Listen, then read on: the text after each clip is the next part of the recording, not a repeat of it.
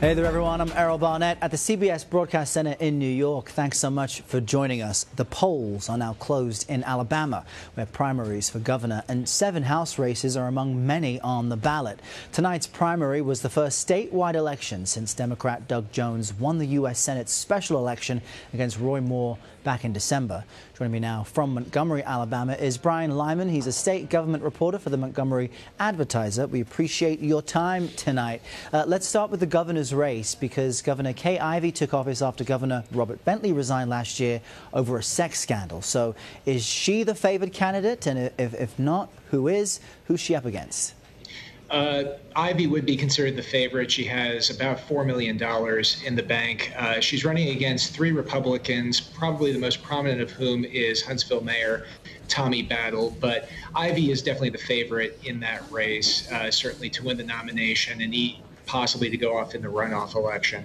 On the Democratic side, you have former Chief Justice Sue Bell Cobb, and you have Tuscaloosa Mayor Walt Maddox, who won some national praise for his response to the 2011 tornadoes. That race also has some minor candidates that could also has the chance of going into runoff territory. And what chance do any of these Democrats have against Ivey if she does make it down to November? It really depends. The Democrats basically last December had everything go right for them in terms of both who they chose to run for U.S. Senate in Doug Jones and who the Republicans chose to run in Roy Moore. Ivey is a well-connected Republican who has not done anything particularly controversial to this point.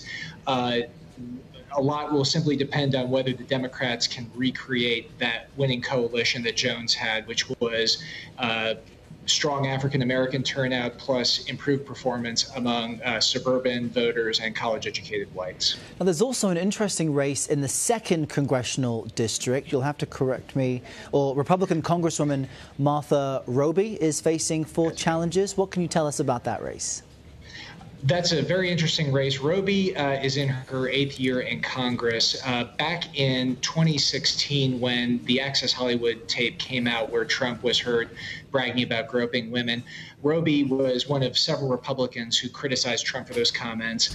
Unlike many other Republicans, even though she's since amassed a 97% voting record with the White House, Roby has never disowned her criticism of Trump for those comments, and her opponents, who include former U.S. Representative Bobby Bright, are trying to use that against her as a sign that she may not be loyal enough to Trump for the Republicans in the district.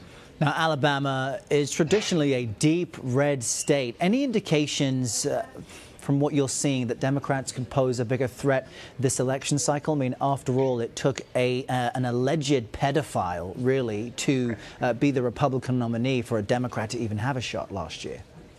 It really depends on whether those trends that we saw in that December Senate election repeat.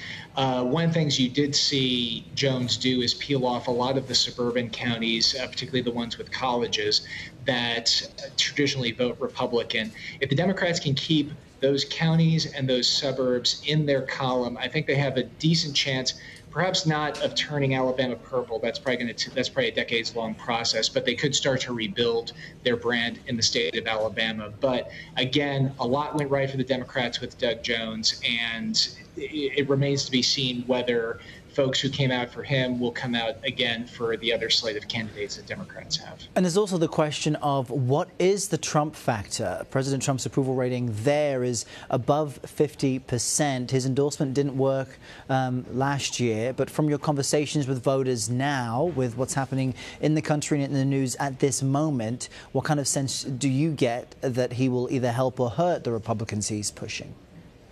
I get the sense that in the Republican primary, and again, we'll just have to see particularly how the Martha Roby primary goes, but there's widespread agreement among Republicans. In fact, there's so much agreement among Republicans that Trump is doing a great job that in some ways it becomes background noise compared to some really contentious local issues.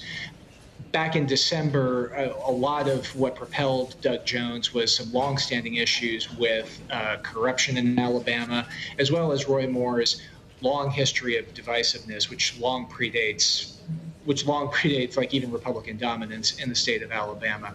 I think you're seeing local issues right now are probably weighing more on voters' minds, but breaking with Trump probably makes things a lot more difficult for a Republican than they would be otherwise. All right, we'll see how the votes shake down. Brian Lyman, thanks very much for your time.